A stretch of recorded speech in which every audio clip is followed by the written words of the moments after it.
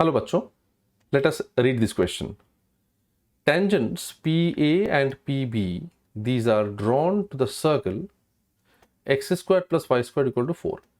Then the locus of the point capital P, if the triangle PAB is equilateral, is equal to which of these four options? So in order to be able to solve this question, सबसे पहले हमें जो की concept चाहिए वो है of course equilateral triangle का knowledge, कि एक इक्विलैटरल ट्रायंगल में all three sides are of equal length, तीनों का साइड लेंथ मान लो ए होता है. ऑल्सो अगर एक वर्टेक्स से आप ऐसे परपेंडिकुलर ड्रॉप करते हो तो वो ऑपोजिट साइड को इक्वल हाफ्स में डिवाइड कर देती है. तो ये a/2 a/2 हो गया दोनों हाफ्स, राइट. तो इसी कॉन्सेप्ट को ऑल्सो यहाँ पे ये एंगल जो है वो 60 डिग्रीज है. तो एक इक्विलैटरल ट्रायंगल में all three angles are equal. Of course ये एंगल जो है वो 30 डिग्री हो जाएगा, एटसेट्रा. तो ये की कॉन्सेप्ट बहुत ही सिंपल क्वेश्चन है, आराम से हम लोग कर सकते हैं इसको. तो let us try and solve this question. हमारे पास एक सर्कल है जिस सर्कल का equation is given as X square plus Y square equal to 4.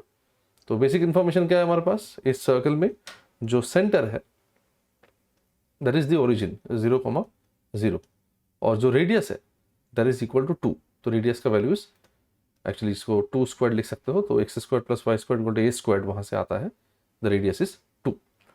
तो tangents P A and P B are drawn to this circle. तो कोई एक एक्सटर्नल पॉइंट है और ये तुम्हें उसी पॉइंट का लोकस निकालना है. तो मान लेते हैं ये वो एक्सटर्नल पॉइंट है कैपिटल पी, और इस पॉइंट पी से हम लोग दो टेंजेंट्स इसमें ड्रॉ कर रहे हैं, ठीक है.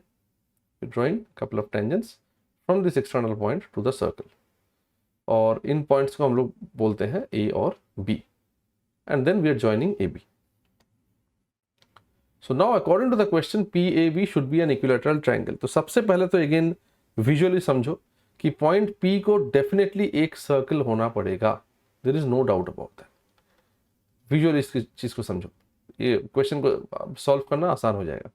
पॉइंट पी को एक ऐसा सर्कल के ऊपर लाई करना पड़ेगा जिसका सेंटर तो ओरिजिन ही होगा, और रेडियस हम लोग अभी कैलकुलेट करने का यहाँ से देखेंगे कैसे निकाल सकते हैं.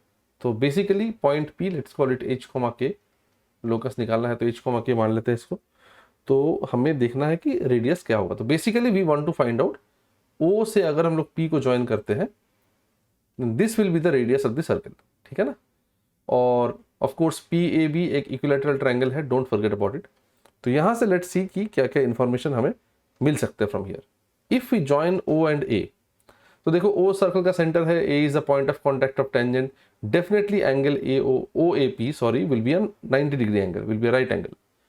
ऑल्सो ये इक्विलैटरल ट्रायंगल है, तो ये वैल्यू कितना हो जाएगा फिर 30 डिग्री. डेफिनेटली हमें क्या चाहिए, हमें ओपी चाहिए. क्या क्या इंफॉर्मेशन हमारे पास ऑलरेडी है. We know that this is 2, क्योंकि ओ से ए का जो डिस्टेंस है वो तो रेडियस ऑफ द सर्कल है, और ये 30 डिग्री है, हमें ओपी चाहिए. तो वी हैव एवरीथिंग.